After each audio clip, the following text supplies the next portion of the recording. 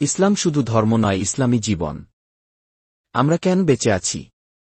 আমাদের জীবনের উদ্দেশ্য কি?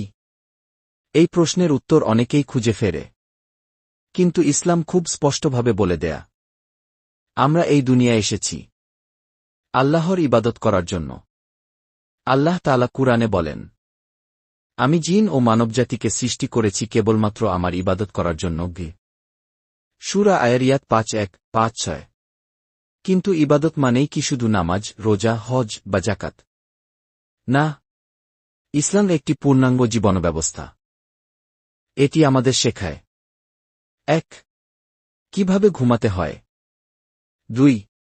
কিভাবে খেতে হয়, ৩. কিভাবে ব্যবসা-বাণিজ্য করতে হয়, ৪.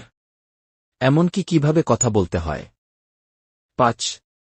একজন দিনমজুর যদি সৎভাবে পরিশ্রম করে, তাহলে সেটাও ইবাদত। ৬. একজন মা যদি সন্তানের যত্ন নেয়, সেটাও ইবাদত। তাই ইসলাম শুধুই ধর্ম নয়, ইসলামী জীবন। আসুন আমরা ইসলামের ছায়াতলে ফিরে আসি, কারণ এই জীবন ক্ষণিক, কিন্তু ইসলাম আমাদের দেয় চিরন্তন জীবনের দিশা।